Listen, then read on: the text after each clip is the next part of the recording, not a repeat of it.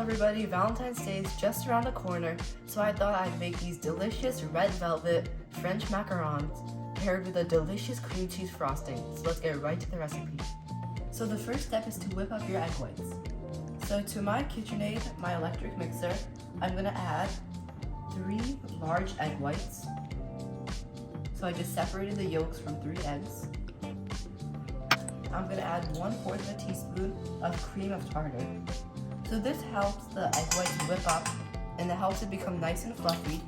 So I recommend it, but if you don't have it, then it's fine. And I'm gonna whip it up on high until it becomes light and fluffy.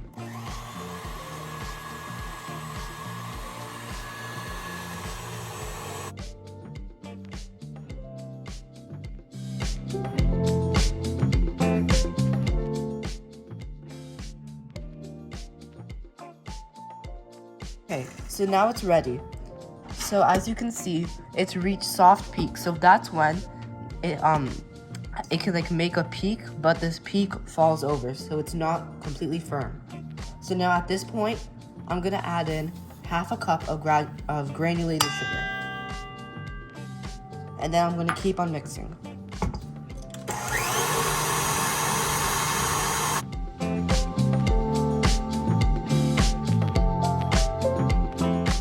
Okay, so now I think my egg whites are ready. So you'll know when they're ready because when I take my whisk attachment, I dip it in and I pick it up, stiff peaks form, which means that like a little peak forms and it stays up and it doesn't fall over. So the color should be absolutely white now. And if you try to mix it with your hand, you should feel some resistance and it should be stiff like that. So now I'm gonna add in vanilla extract. About a teaspoon of vanilla extract. And I'm gonna take my red food dye and just mix in a little bit. And I'm gonna turn it back on and keep on mixing. This time on low speed. So now I'm finished adding the food coloring. It should be pretty red. It might not be a deep red, but that's okay. So for this, it's better that you use gel food coloring because if you use liquid food coloring, then it can like thin out the batter. So now that this is ready, I'm gonna add in my dry ingredients. So now for my dry ingredients, I have 1.5 cups of almond flour, I have 1 cup of powdered sugar, and I have 2 tablespoons of cocoa powder. So with these ingredients, what I did was, I put it in a food processor and blended it for about 1 minute, just to make them super fine, and then I put it through a sieve. So now I'm gonna add these in. So you want to add about 1/3 of the ingredients and then slowly fold it in with a spatula.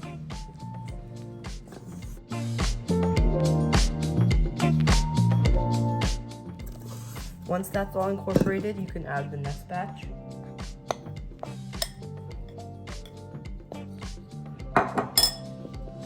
Stir that in. So what you want to do to mix this is, take your spatula and scrape the edges and then cut through the middle. Just keep on repeating that step because if you mix it too vigorously, then the egg whites can deflate. And I'm gonna add in my last ingredients.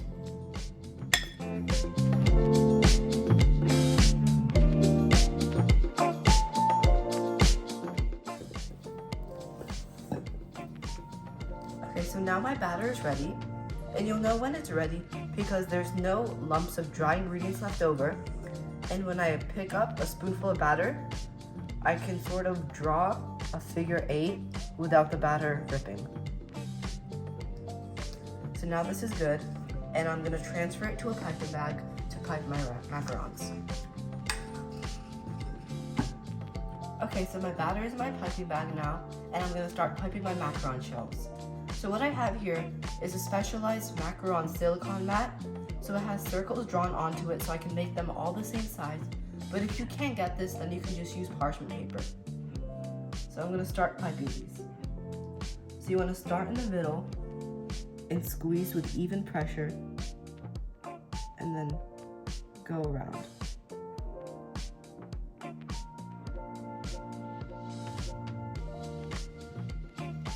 Keep on doing that for each one.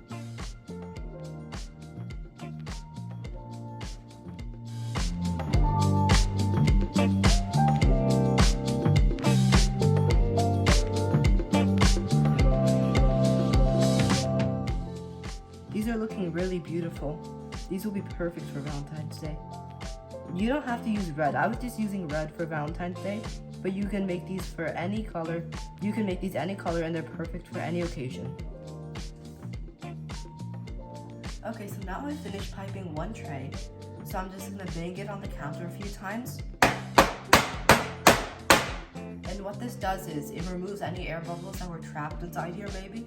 And it also helps them flatten out a little bit and get like a perfect circle shape. So now these are all ready. I finished piping them all. So now I'm gonna keep them to the side to set for 1 hour. It's been 1 hour now and these are ready to go into the oven.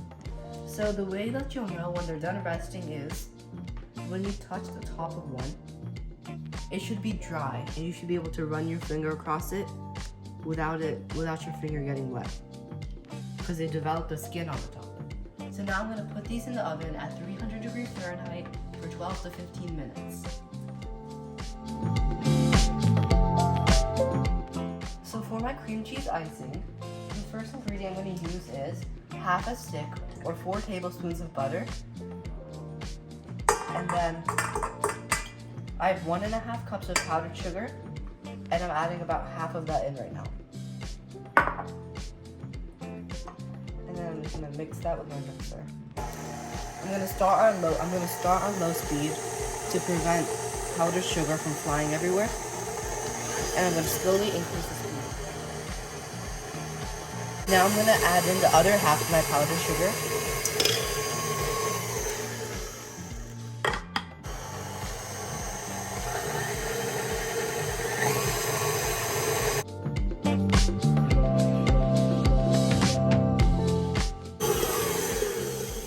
Okay, so now this is ready.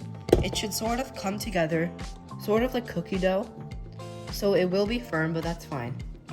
So now I'm gonna add in half a stick of cream cheese. And I'm just gonna mix that in.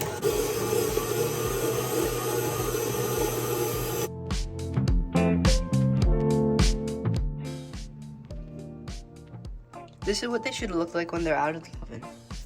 They should be firm on the top, and then they have a little foot where the macaron has risen. So now the macaron shells are ready.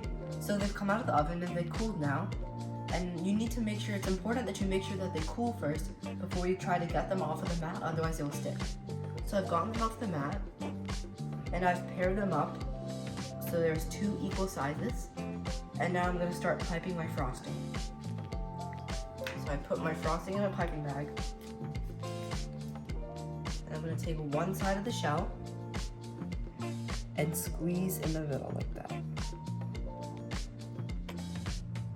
And you don't wanna do too much because then it's gonna overflow. Then I'll just put the top on and then squish it down until it comes out the edges like that. Beautiful. To get these done faster, I've just flipped over half of the shells, and then I'm gonna pipe on half of them, and then find a match with the other half.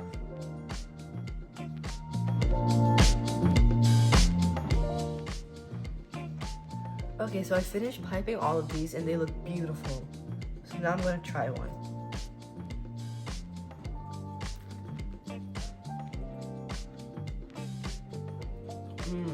That's delicious.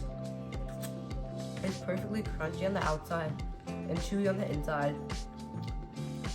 And the frosting is perfect. It's not too sweet, and it has a nice tangy taste from the cream cheese. These are delicious and perfect for Valentine's Day. You have to try these. If you enjoyed this video, don't forget to leave a like down below and leave a comment. And I hope you guys will try this delicious recipe.